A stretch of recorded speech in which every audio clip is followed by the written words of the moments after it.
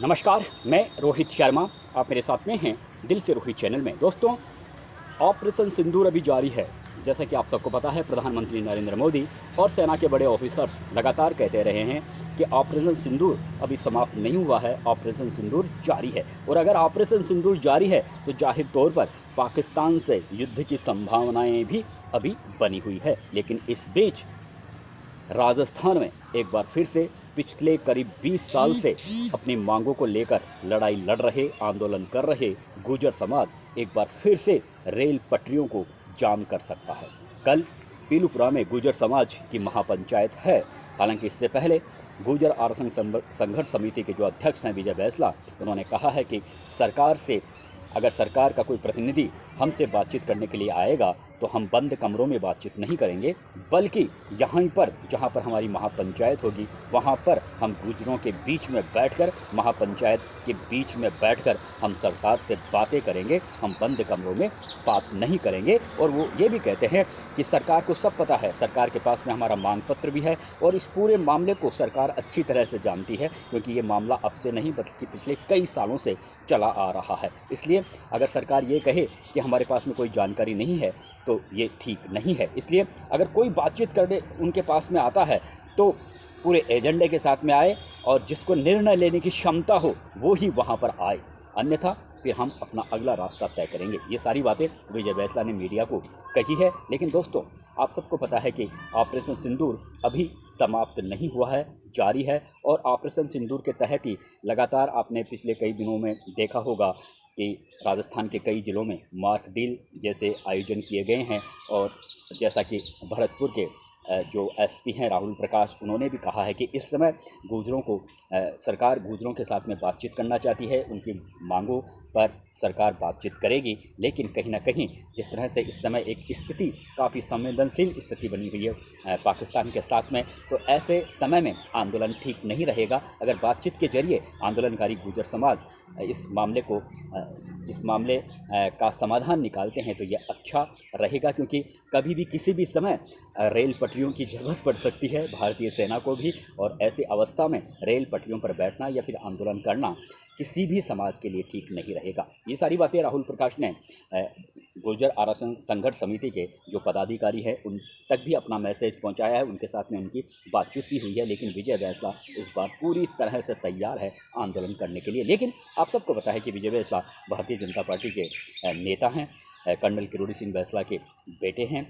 और आप सबको पता है कि विजय बैंसला ने तेवली उनियारा से 2023 का विधानसभा चुनाव लड़ा था, लेकिन वो हरीश मीणा से हार गए थे। बाद में उपचुनाव में भी जब देवली उनियारा में उपचुनाव हुए, हरीश मीणा जब सांसद बन गए थे, बाद में वो सीट खाली हुई थी, तो उपचुनाव में भी वो टिकट की मांग कर रहे थे, लेकिन उन्हें टिकट नहीं मिला। उनकी जगह राजेंद्र गुर्जर को टिकट दिया गया। खैर, ये एक अलग विषय है। लेकिन विजय बैंसला शुरू से ही अपने जिस तरह से कर्नल किरोड़ी सिंह बैंसला ने जीते जी एक तरीके से गुर्जर समाज के हितों की रक्षा के लिए ये जो पूरा अपना जो नेतृत्व था विजय बैंसला के हाथों में सौंप दिया था। हालांकि इस दौरान गुर्जर समाज कई बार अलग अलग बटा हुआ भी नजर आया, लेकिन इस बार जिस तरह से जो भूरा भगत जैसे नेता विजय बैंसला के साथ कंधे से कंधा मिलाकर साथ आए हैं, और ऐसा लगता है कि पूरा गुर्जर समाज एक बार फिर से, सचिन पायलट ने भी अप्रत्यक्ष रूप से जिस तरह से गुर्जर आंदोलन के लिए बैठ रहे हैं, महापंचायत कर रहे हैं, तो मीडिया के समक्ष जिस तरह से सचिन पायलट के बयान आए हैं, तो उन बयानों से भी सीधा सा मतलब निकलता है कि वो भी कहीं ना कहीं आंदोलनकारी गुर्जरों के पक्ष में है और वो उस महापंचायत को जायज़ बता रहे हैं। तो कुल मिलाकर ये कह सकते हैं कि इस समय गुर्जर समाज एकजुट है। और विजय बैंसला ने जिस तरह से सरकार के लिए, और सरकार के भी जो गृह राज्य मंत्री हैं जवाहर सिंह बैडम, उन्होंने कहा है कि सरकार लगातार बातचीत के लिए तैयार है, और जब आंदोलन होगा और आंदोलन के बाद में भी कहीं ना कहीं बातचीत के माध्यम से ये मामला सुलटेगा तो आंदोलन करना ठीक नहीं है। लेकिन विजय बैंसला कहते हैं कि सरकार के पास में हमारा पहले से ऑलरेडी मांग पत्र है। दूसरी तरफ जवाहर सिंह बैडम ने पत्रकारों के समक्ष ये कहा है कि मुझे नहीं लगता कि अभी पिछले 1.5 साल में गुर्जर आरक्षण संघर्ष समिति के पदाधिकारी कोई 1-2 बार आए होंगे, अन्यथा वो अपनी मांगों को लेकर ज़्यादा सरकार से नहीं मिले हैं। दूसरी तरफ विजय बैंसला कहते हैं कि सरकार के पास में हमारा मांग पत्र भी है और सरकार को इस पूरे मामले का पता है कि हम क्या क्या चाहते हैं। तो ये सारी बातें कहीं ना कहीं जो विवादों में थोड़ा सा विरोधाभास जरूर दिख रहा है जवाहर सिंह बैडम के और विजय बैंसला के। लेकिन ये जाहिर सी बात है, जवाहर सिंह मैडम भी जानते हैं कि ये क्या मामला है, गुर्जर क्या चाहते हैं, क्योंकि वो खुद भी गुर्जर समाज से ताल्लुकात रखते हैं। तो अब देखने वाली बात यह है कि आज रात तक कहीं ना कहीं, जैसे अभी कुछ देर पहले पता चला था कि 2 बजे तक का समय दिया था विजय बैंसला ने कि अगर 2 बजे तक सरकार से कोई वार्ता का प्रोफार्मा लेकर अगर उनके पास में आते हैं। लेकिन उन्होंने ये भी कहा था कि जिस भी व्यक्ति को हमारे पास वार्ता के लिए भेजे, उसमें निर्णय लेने की क्षमता हो, कोई कमज़ोर आदमी नहीं होना चाहिए, क्योंकि वो इस बार पूरी तरह से तैयार बैठे हैं कि बातचीत होगी तो बंद कमरे में नहीं होगी, बातचीत होगी तो गुर्जरों के बीच में होगी। जिस तरह से कर्नल किरोड़ी सिंह बैंसला महापंचायत में गुर्जरों के बीच में बातें किया करते थे और वहीं पर प्रशासन और पुलिस के अधिकारियों को बुलाते थे बातचीत के लिए, तो कुछ उसी स्टाइल में विजय बैंसला ने भी कहा है कि हम बातचीत करेंगे तो आंदोलन, जिस जगह पर हम आंदोलन करेंगे वहीं पर, जहाँ पर हमारी महापंचायत होगी, वहीं पर हम सरकार के समक्ष एक जाजम पर बैठकर बातचीत करेंगे। अब देखने वाली बात है कि आज रात तक क्या सरकार और गुर्जर आरक्षण संघर्ष समिति के पदाधिकारियों के बीच में कोई बातचीत होती है या नहीं होती है। वैसे विजय बैंसला ने साफ कहा है कि अगर सरकार उनकी मांगें मान लेती है तो फिर ये जो कल की महापंचायत होगी पीलीपुरा में, वो महापंचायत एक तरीके से उस महापंचायत में सरकार को धन्यवाद दिया जाएगा, सरकार का वेलकम किया जाएगा। और अगर सरकार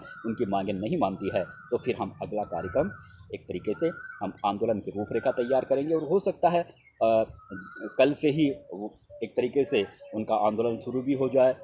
और आप जानते हैं कि 2008 में जिस तरह का आंदोलन हुआ, 2015 में हुआ, 2020 में हुआ, लेकिन 2008 में उस समय राजस्थान में भारतीय जनता पार्टी की सरकार थी, वसुंधरा राजे की सरकार थी। और आप सबको पता है कि कितना भीषण आंदोलन हुआ था, कितना हिंसक आंदोलन हुआ था। उसमें कई गुर्जरों की जानें चली गई थी और कई गुर्जर घायल हो गए थे और करोड़ों रुपए की संपत्तियाँ नष्ट हो गई थी, कि प्रदेश में कई दिनों तक अशांति का माहौल बना रहा था। तो कुछ इस तरह के हालात ना बने, तो ये एक सरकार की एक बार फिर से जिम्मेवारी बनती है, क्योंकि 2008 में भी भारतीय जनता पार्टी की सरकार थी और अब 2000 और अभी वर्तमान में भजनलाल की सरकार है, भारतीय जनता पार्टी की सरकार है। तो अब सरकार आगे क्या कदम उठाएगी, क्योंकि ये जो गुर्जर समाज की जो मांगे हैं, इन मांगों पर कई बार सरकार ने समझौते भी किए।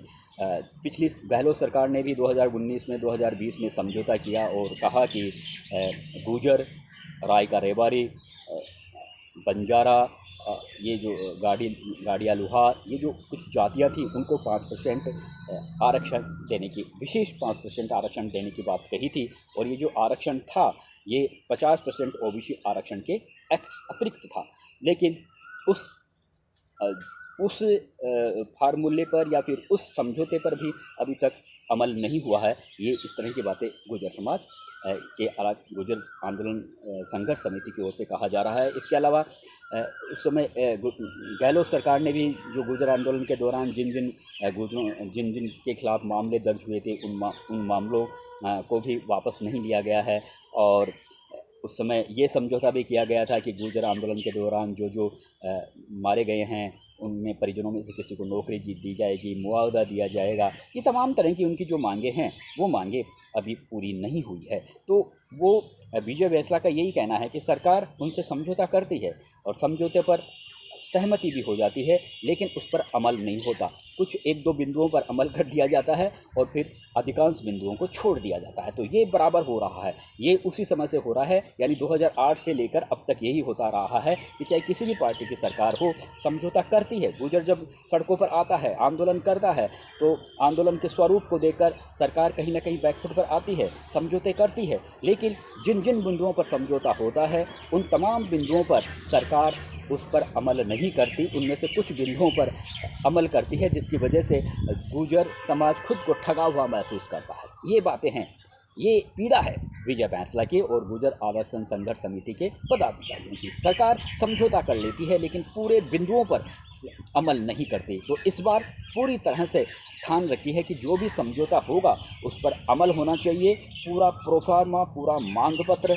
सरकार के पास में है और एक एक सरकार के बातचीत का और एक प्रोफार्मा कि किस तरह से इस पूरे मामले को सुलझाया जा सकता है। बाकायदा गुर्जर समाज ने अपना एक प्रारूप बनाकर दिया है कि आप उस प्रारूप के तहत ही गुर्जरों से बातचीत करोगे तो इसका समाधान निकल सकता है, और आपको उसी प्रारूप पर आप बातचीत करने के लिए तैयार होगे तो ही आप हमारे पास आइए। ये बातें हैं विजय बैंसला की। अब उनकी जो मांगे हैं उनमें वही मांगे हैं, आप सबको पता है कि एमबीसी आरक्षण का जो 5% का एमबीसी आरक्षण है उसको पूरी तरह से अमल में नहीं लाया जा रहा। इसके अलावा बैकलॉग है, अनुसूचित जाति, अनुसूचित जनजाति, पिछड़ा वर्ग, अन्य पिछड़ा वर्ग, इनका बैकलॉग के पदों को भरने के लिए वो बातें कह रहे हैं, और बहुत से मुकदमे अभी भी लोग उन मुकदमों की पीड़ा भोग रहे हैं वो जन आंदोलन के दौरान, तो वो मुकदमे भी वापस नहीं हुए हैं।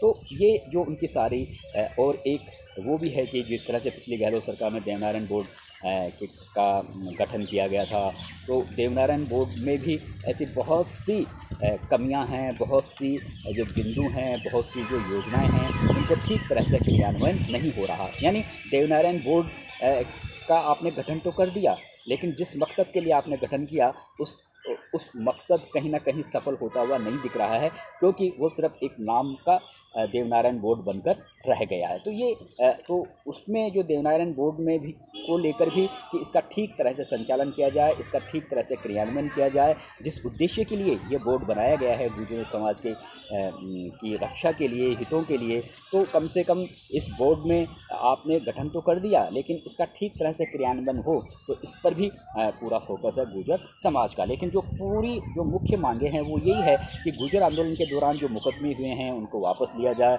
एमबीसी आरक्षण को ठीक तरह से अब लागू नहीं किया गया है और उसका कोई फिर मतलब नहीं निकल रहा है।